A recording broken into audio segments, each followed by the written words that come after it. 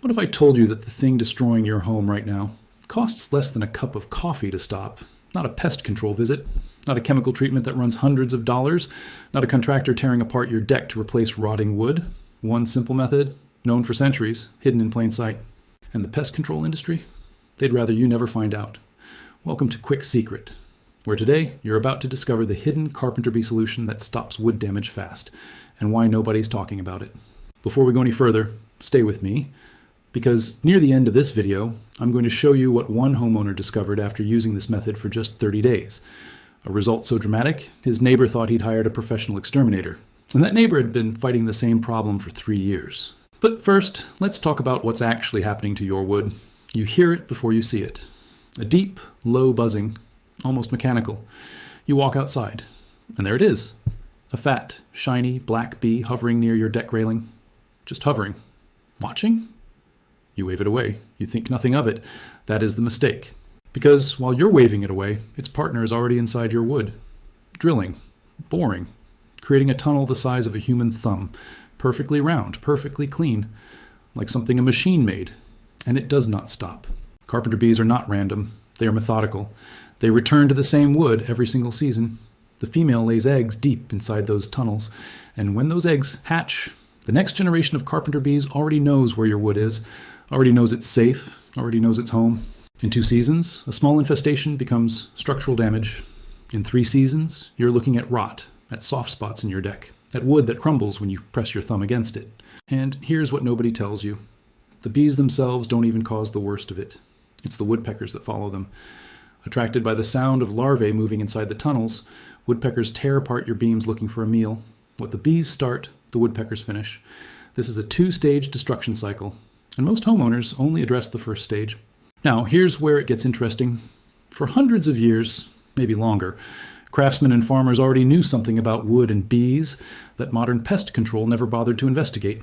Ancient Mediterranean builders noticed it first. Structures built with certain types of treated, finished wood never attracted boring insects. Their beams lasted generations. Not because of anything sprayed on them, because of something embedded in them. The principle was simple.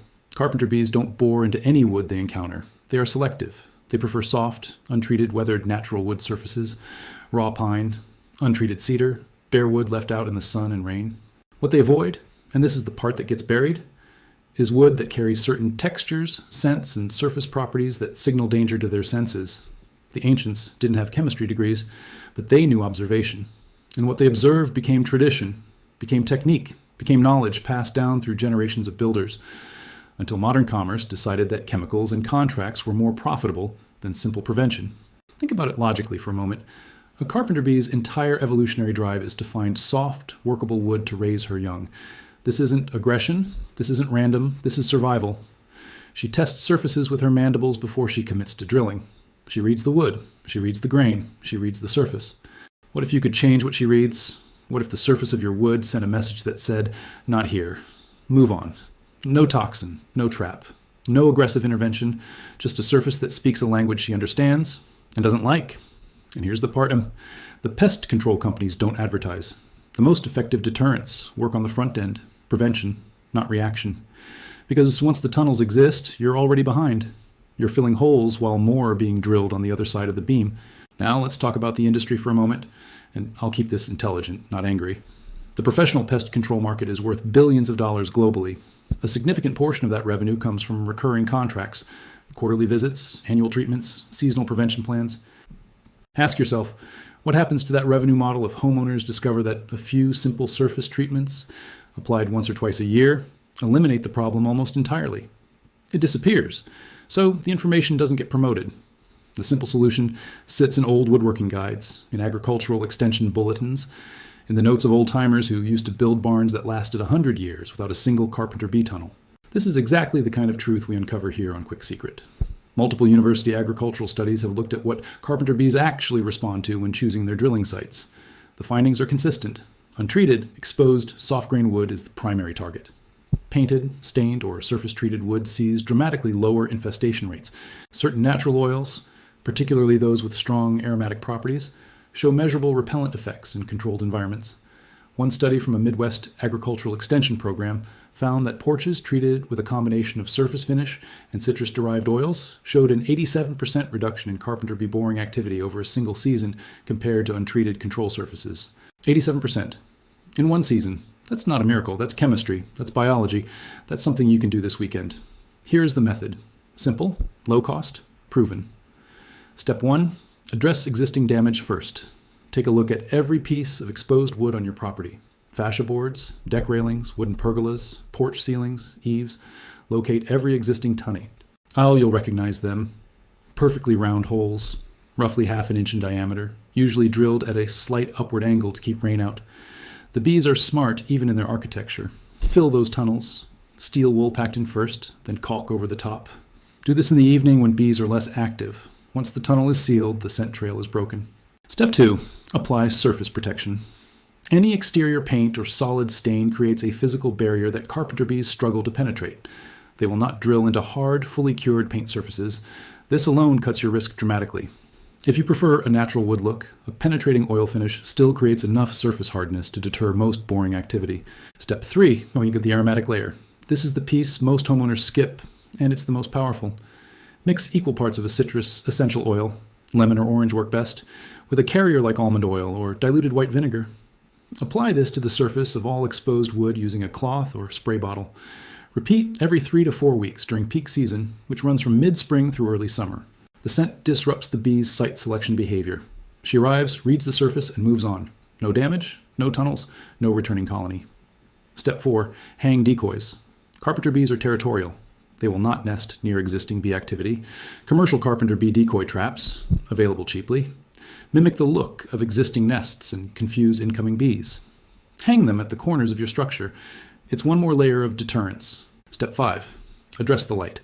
Carpenter bees are attracted to certain UV wavelengths. Porch lights left on all night draw them in and increase activity near your structure. Switch to yellow spectrum bulbs or turn off unnecessary outdoor lighting during spring and summer evenings.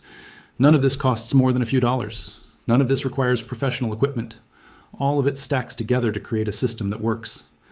Now, let me be honest with you, because trust matters more than hype. This method has limitations. If your wood damage is already severe, if there are dozens of existing tunnels and signs of structural compromise, surface treatment alone is not enough. You will need to replace damaged boards. The deterrent system works best as prevention and early stage intervention, not structural repair.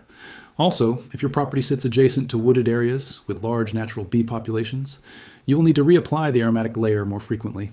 High-pressure environments require more consistent maintenance. And if you skip step 1, if you don't seal existing tunnels before applying surface treatment, the bees already inside will simply continue working from the interior. Always address existing damage first, always. This isn't a magic bullet, it's a smart system. And like any system, it works when you use it correctly. Now let me tell you about Marcus. Marcus bought a home in a mid-Atlantic state 3 years ago. Beautiful craftsman-style house with a wide front porch and original cedar trim. Within the first spring, he noticed the holes. By summer, he had woodpecker damage on top of bee damage. By the second spring, 3 of his porch columns had soft spots. He called a pest control company. They offered him a quarterly contract at over $400 per year. He signed it. Second year, the damage continued. The company came out, sprayed the perimeter, and told him it would take time. Third year, still paying, still losing wood. Then Marcus found the method. He spent one weekend sealing tunnels, painting exposed surfaces, and mixing his citrus oil treatment. He hung 2 decoy traps at the corners of his porch.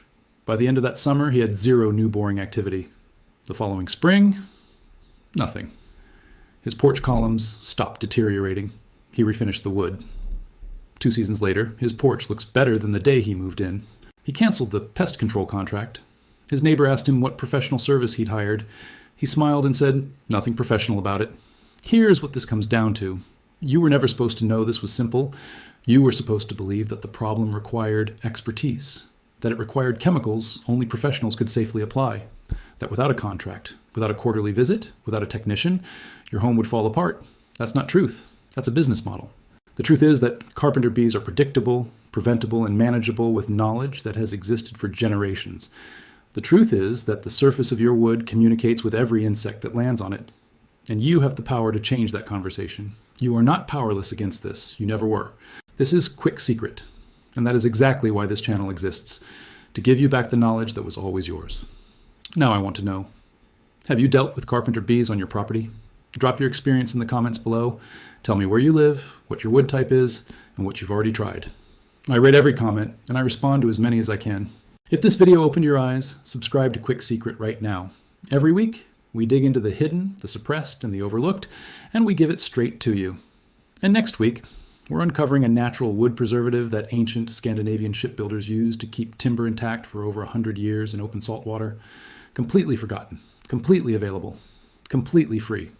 You do not want to miss that one.